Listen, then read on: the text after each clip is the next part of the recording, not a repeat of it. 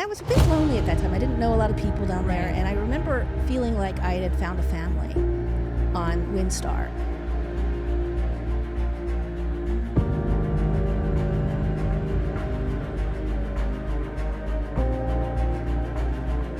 Welcome back to this episode, which is actually our second take at trying to interview Miss Carolyn Spencer Brown. And the reason why I say that is because, as you all know, I'm pretty candid and clear when things go right, but also when things go wrong. And the last time we had Carolyn joining us when we were recording back at the home office, unfortunately, we had some technical difficulties. We actually had Chris as co-host. But today I've actually asked Carolyn to fly back to Miami because there's just no way that I'm not going to publish an episode without her. So Carolyn Spencer Brown, thank you very much for your adventure back to Miami to join Winds of Change, our Windstar podcast. It's always a pleasure to come to Miami and see Windstar and see you. Even in scorching 90 degrees, high humidity heat, and that from somebody who's a Northeasterner is a lot. It's a lot, except we have 100 degrees today, so we're beating Miami. We're good. All right, we're good. Great. Well, for those of you who, those of us listening in who don't know you, can you tell us a little bit about yourself and how your journey got you here? Yeah, so I started out as a travel writer, writing about regional places in the Mid-Atlantic, like Washington, D.C. and Philadelphia and Roanoke, Virginia, and the Chesapeake Bay, where I now live. And I moved on to be offered the cruise beat for the Washington Post. And I had never cruised. I get seasick just thinking about waves. And I wasn't a natural choice for the job, but my editor thought I was good because I wasn't a cruiser. And he could see around the corner, and he felt that cruising was taking a whole new turn. It was bringing in a whole new generation of people. So I did that for a few years. I went on to oversee Cruise Critic's editorial section for 13 years, and then I started my own business writing content for cruise lines. Yes. And that's how I came to Windstar. Yes. And so I just wanted, because I know you went through that very quickly, but I want to take you back. So cruisecritic.com is where every cruiser goes to get the latest information about what's going on in the cruise world.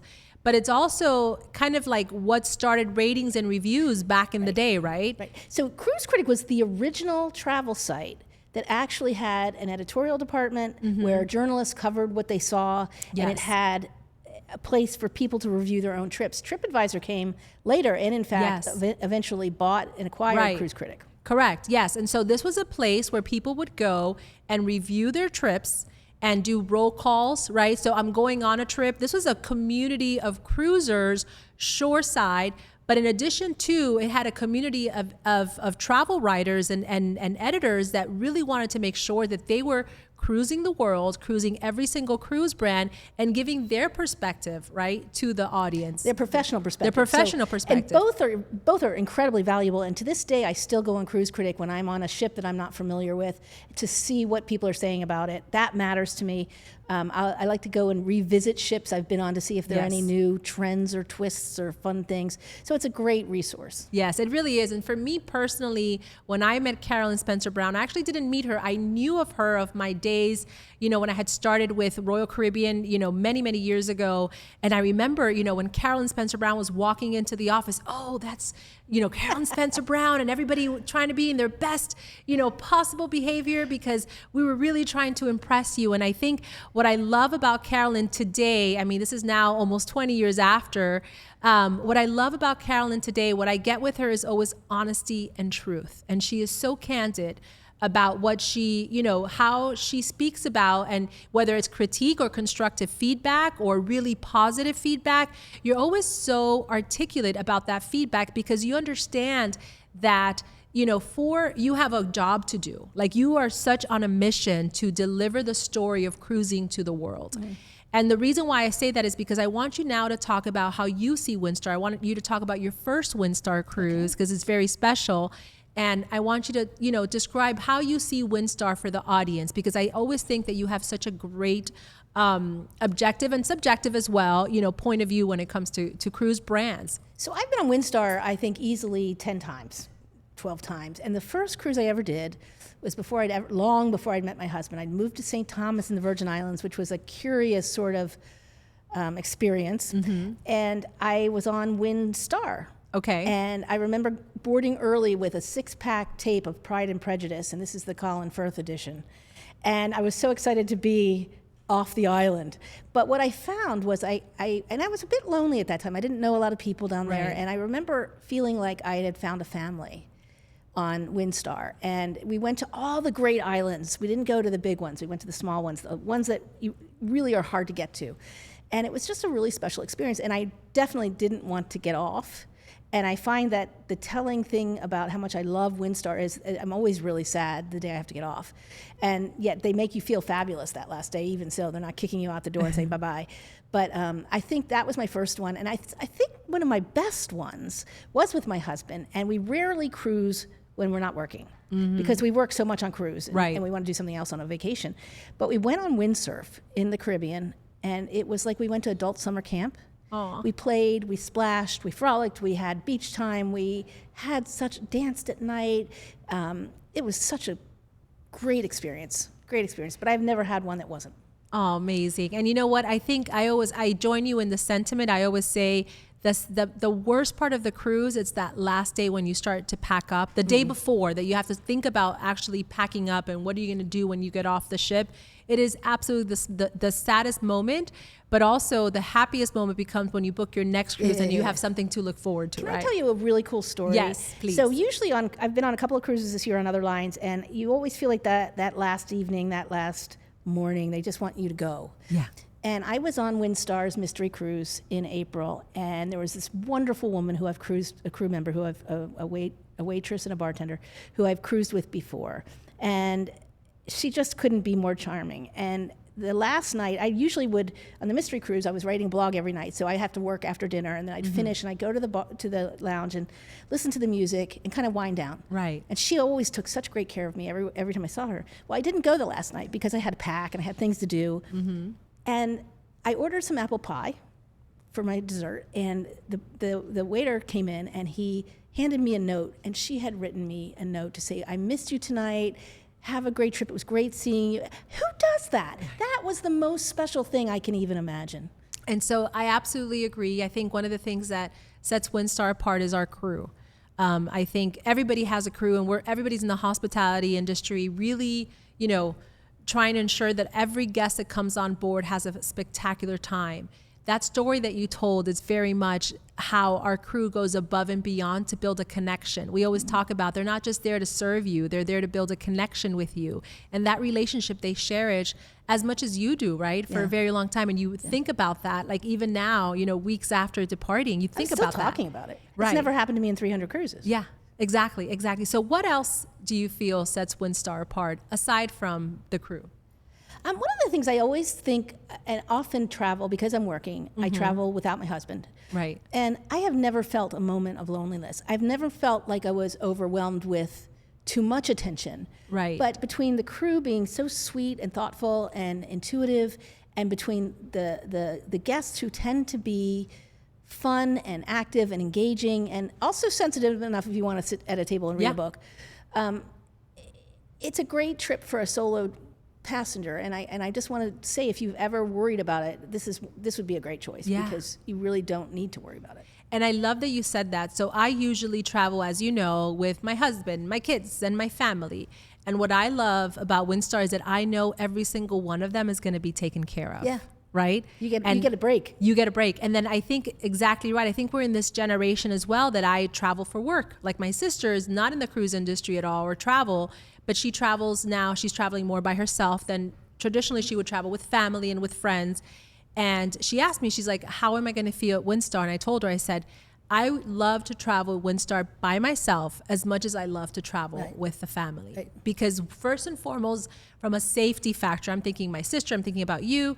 Every time I get off the ship, I know that someone's going to be looking for me if I don't come back on the ship. Yes. I mean, how safe is that versus a hotel or any other place or tour that, you may be organized tour, that would happen as well. But how wonderful is that? But also, like you said, that ability to be on your own and do what you need to do to connect, work, do whatever you need to do if you're working by yourself, but also when you're ready to socialize, that everyone's welcoming you as much as the guests, right? I think there's a very friendly factor to the guest on board. Yes. So that's a great if you ask me for a best solo cruising line, Windstar's got it beat. Yeah, absolutely. Absolutely. So we've talked about traveling solo. We talked about the crew. Let's talk about one of my favorite subjects right now, maybe because I'm getting hungry. You want to talk about the culinary experience. You've been on many, many cruise lines, and many of them have specialty dining, and then they have main dining. Can you talk a little bit about the Windstar culinary experience? Well, I mean, you won't get bored. So if the ship is at sea, there's some kind of special event so that you're not always having the same experience. There are no extra fees to pay, which feels like hospitality to me. Right. There's no upcharging. There's a little bit, but you really don't have to do it if you don't want to, or you can splurge if you want to. Great wine list. It's an opportunity for you to try some new wines and go out of your comfort zone there. Mm-hmm. But I think the areas that Windstar goes into, it's so broad. Like you have everything. You have a steakhouse. You have SOS Culinary with no sugar, no salt, plant-based. You have wonderful seafood. And so I think you have everything you want. And then the thing I keep hearing the most is amphora, which on many cruise lines would be considered the main restaurant, is actually the level of a specialty restaurant in any other ship I've been on. And I love the James Beard Foundation partnership because every amphora menu has a couple of different chefs and their stories and the dishes they created for you. So there's always something exciting and challenging and comforting to try on Windstar. Absolutely. So now I'm really hungry now because Can I add one thing? Yes. And Windstar, one rarity, and this is when I go back to saying that you still feel welcome on the last day of your cruise, is that they actually serve room service breakfast on the day you leave. I love that. Well, we serve rare. 24/7 room service, and I love that you mentioned all the restaurants, and I agree with you. I think N4, I know our friend John says that all the time, should be called a specialty dining because it feels not like a traditional main restaurant at a cruise line. And I love Quadro, the Spanish restaurant. I love it, love it, love it. But I'm really excited to try Basil and bamboo. I want to say Basel. Peter Basil's in Switzerland. Peter Tobler would hit me. Yes. But I really want to try that. Yes, me too. I can't wait. And so let's talk about real quick Quadro 44 because you do have a chance to still experience Quadro 44, which is our tapas restaurant in some of our ships, all of our ships except the Star Breeze right now. And when the Star Seeker arrives in December, she, along with the Star Breeze, will have Basil and Bamboo, which is a Mediterranean fusion restaurant. So yes, you can. And so what I want to talk about now, because I've talked about the on-board experience and the brand, but I know you have traveled the world to many destinations. So I kind of want to talk about our itineraries. You mentioned Caribbean. You living in Caribbean. And I remember you having a conversation with me saying, you know, people generalize Caribbean. They talk about it like if it was one region of the world, and it's not. No. There's so many countries, cultures, and regions within the Caribbean. And so I would love for you to talk about Windstar's Caribbean.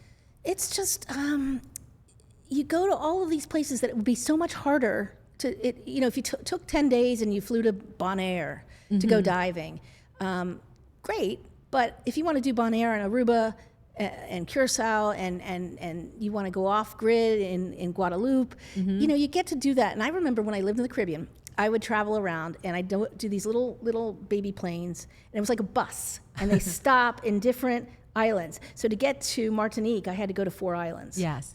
And I mean, and like it wasn't that smooth. Imagine that you can go to all these places and get off where and when you feel like it. And then the other part of what makes the Caribbean really special is the marina platforms. Yes. And on our blog on Windstar, we just talked about what's new on the marina platforms on Star Breeze with the covered, shaded, it's called the Aquabanas. Aquabanas are inflatable, and you can go out there and be outside, but not in the sun. Star Prize getting it soon in the Caribbean, by the way. That's great. Yes, and that's I think awesome. for this season coming up. That's awesome. So I love that. But I will tell you the itinerary that most surprised me that I really didn't. I'm not an engineering gal, and I have for many years. We've always covered Panama Canal, but I've always assigned it to other writers. And I did a Panama Canal on Windstar's Star Pride many years ago, before the pandemic. Wow, it was really great. I mean, it's not just the canal, although the canal is fascinating. Panama City's fascinating, and yet so much of it is going to jungles and deserted islands and rivers where you canoe down the river or you go down in a floating inner tube. It's all so much more nature and culture than I expected. And that's a very special experience. Because I think what you described to me, people think about Panama and they think about the Panama Canal or even Panama, the city, which is, robust and fantastic. But I think what we also do, which we do this in Europe as well, in Tahiti, it's, we go and show you the smaller ports and smaller destinations you mentioned in the Caribbean that one, the large ships can't go to, or two, it's very cumbersome to arrive to these destinations on your own, right? Whether it takes a trail, a bus, train, a bus or an airplane or a mini airplane. It's hard to get to these remote destinations, especially in Panama. And on Windstar, I think traveling to the different places you go is part of the journey that you're experiencing. Yes. And that's a lot of fun. And the convenience of unpacking once, you can't beat that. No. So let's go over to Europe. I know you mentioned briefly the mystery cruise, but we have been together. We've actually traveled. We've traveled twice this year together. Twice this year. On the Star Legend, we got to do our winter med in beautiful I think we were the last week of January. Yep, it was Venice to Rome. Rome. Spectacular weather. We had great weather. Great Except weather. for Venice was rainy and misty, and I have never been to Venice in January, and it was outstanding. I mean, it made the whole experience because it transformed Venice into a different place. So I joined the cruise halfway, and this is a funny story. I joined the cruise, and I'm like, I had heard that the ship stayed in Venice one more day because it had been raining, and I, about to board the ship, I'm here thinking all the guests are going to be upset because they've just missed a port in Croatia, and they had to stay one day later. I did not run into one upset guest. Everyone was so happy, including Carolyn. Can you tell us a little bit about why? Well, and I've been there. I came 3 days early as a treat to myself. Yes. The ship was docked right in Venice. You just walk off the ship, and these days Venice has gotten very particular about where ships can dock, and so the fact that you can just walk off the ship and walk right into a neighborhood was amazing, and just. It was just fun to explore a different part of Venice and a different time in Venice. And the only thing I say about, and I would do a winter in the Med cruise every year, and I hope I get to do one next year. But I would just say pack smart, like, don't overpack, but just pack for every occasion. And I had this great raincoat, and it had a hood, and if I needed to put up the hood, I put up the hood, and that was it. And we have umbrellas on the ship, by the way. Umbrellas on the ship.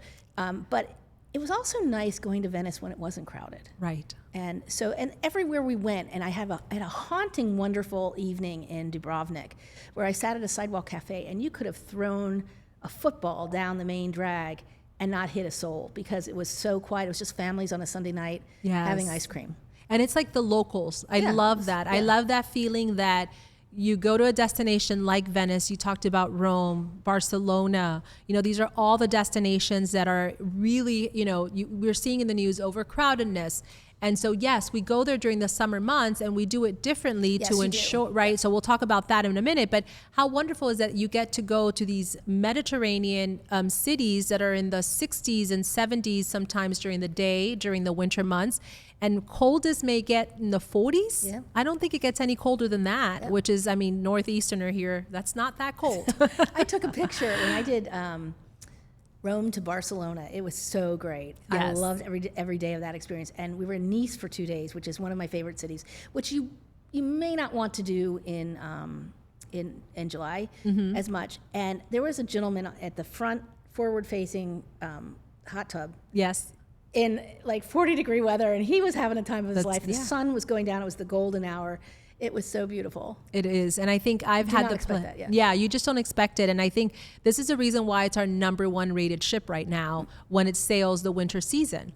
It's the Star Legend, and she just, I think everyone is so surprised. No one has Europe or the Mediterranean during the winter months, during the fall, November, December, because most cruise lines are back here in the Caribbean, right? Warmer weather. Or just people are not traveling. And it's wonderful to see that more and more the smart, savvy travelers know that when they need to be going to Europe. And you do feel kind of welcomed by the cities because they're not so overrun. But the other thing is, in the summer, what Windstar will do is change the itinerary to go to more offbeat places where you're not going to see those, aside from the boarding ports. and debarking ports, you're not going to see so many tourists. Yeah. You're going to vacation with Europeans, which I think is pretty cool. Yes. And I think the ports are doing a phenomenal job separating the small ships from the large ships so that you do feel, okay, I'm purchasing a small ship experience. I want to have a small ship experience. I don't want to have, see a line of 3,000 people trying to board, embark, debark, etc. So I think it is really phenomenal. And like in the case of Santorini, we're one of the first cruise lines to arrive and the last to leave to get the most out of the cruise port. Yes. And so we've spoken about Winter Med and we've spoken about Caribbean. And I would love to get, in honor of Chris in our previous interview, into the world of Tahiti. Yes. We haven't spoken about Tahiti. I know you've sailed in Tahiti with Windstar, and I would love... 3 or 4 times. Oh my goodness, I didn't know it was that many. I know think so. From the Cyclone cruise. Okay, so tell us a little bit about Tahiti and Windstar. So Tahiti is a surprise the way Panama Canal is a surprise. Tahiti is as exotic and beautiful as you would expect. In places like Moorea, where they bury the power lines, and you're looking around and like, why is this so magical? And then you realize it's what's not there that makes it so special. It's the terrain, the topography, the water, the swimming, the pearl farms.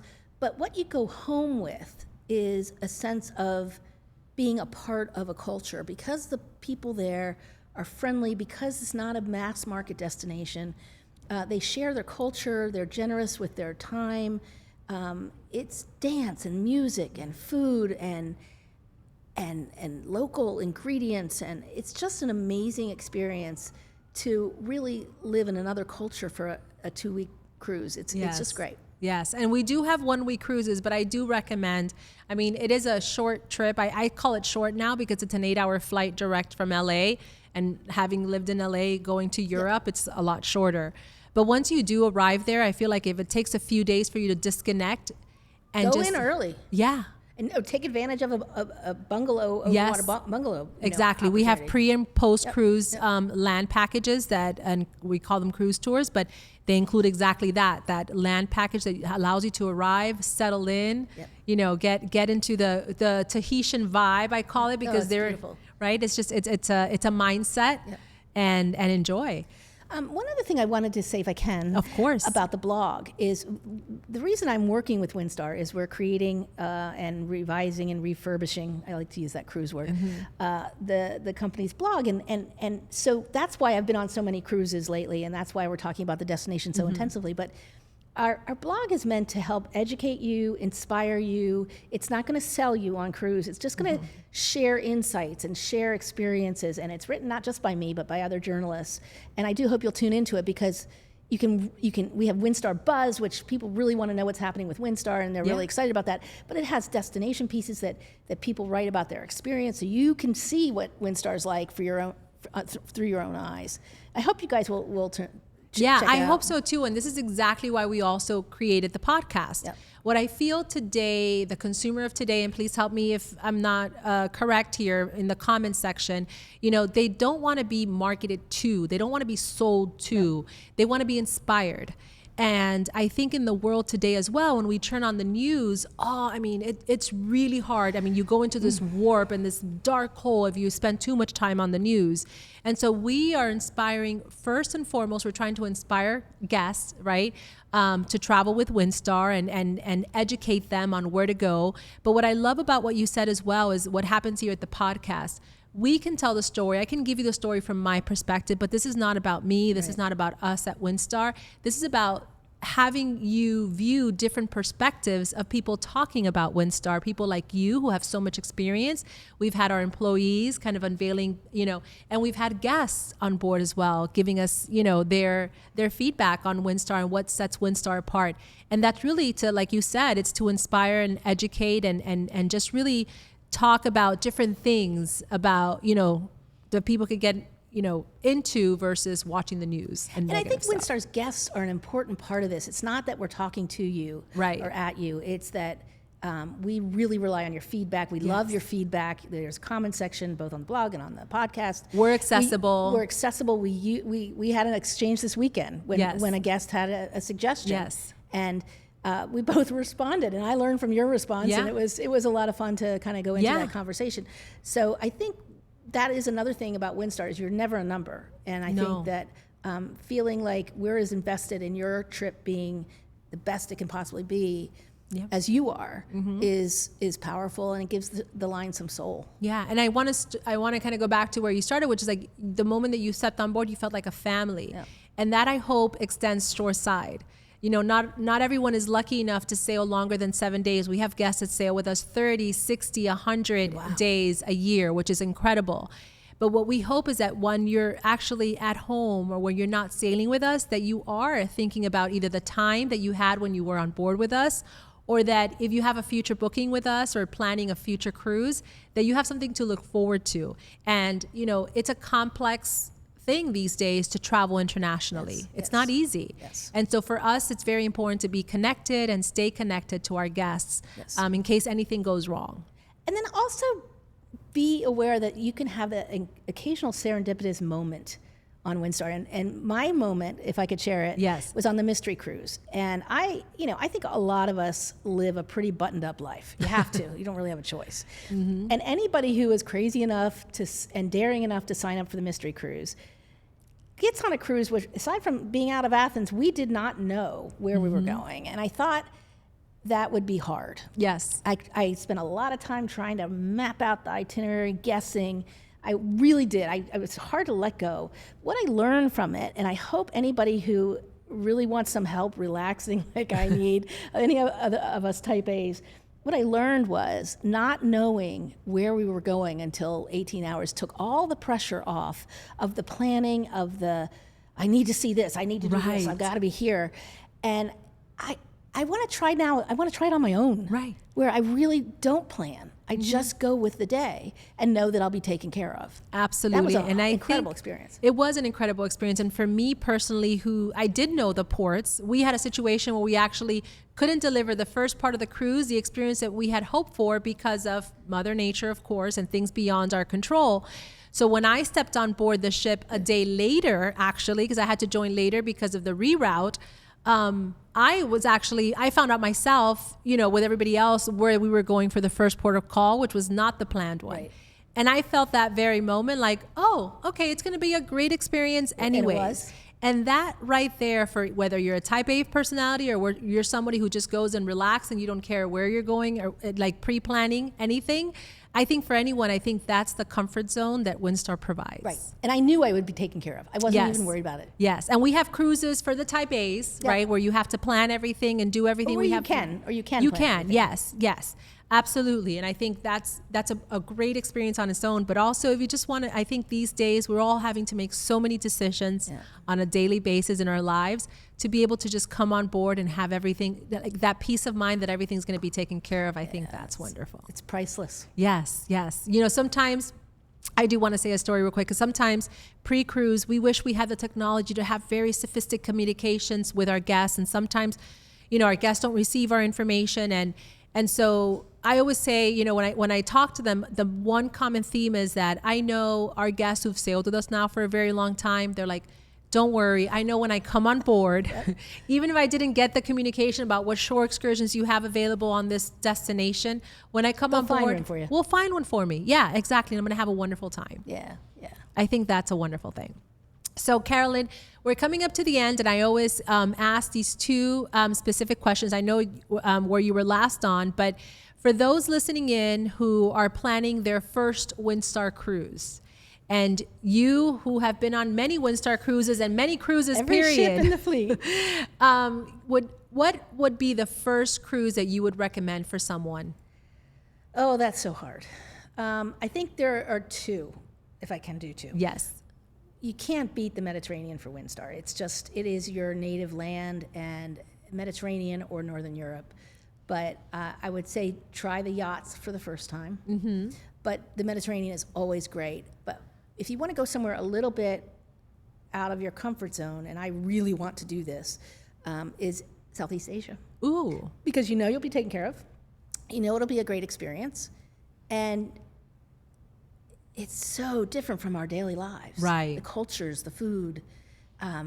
What a great way to get away on vacation. So those are my two. And this is Vietnam, Cambodia, Thailand. These are destinations that I think, Japan, everyone probably wants and has on their radar, and they just not sure how, where to start. Yeah.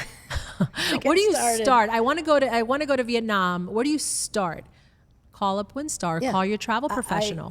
I'm a travel writer by trade, and it's daunting. Yeah, it is. So I've been in the travel industry my entire career. If I wanted to go to, in fact, I'm looking at it for my family and friends are like just chomping at the bit. Like, are we going to go? Are we going to go?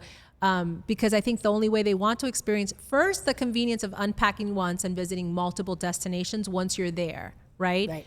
But we have had Jess on the podcast and Melissa who've actually traveled to these destinations, and what they experience firsthand for themselves. The reason why they experience it first before our guest does is because they are vetting through the experiences that we're going to deliver. And so I admire Jess and Melissa and the entire Destinations team so much. That is my next career. I want to go on the ground, but boy, they work hard. Because for everything that they believe fits the Windstar quality, there are probably 30 things they have to go through that they throw out. No, absolutely. Yeah. I mean, if you look at their jobs, right? I think everyone in the office who's probably in an office behind the desk or the crew on board may think, wow, they probably have the best job in the world.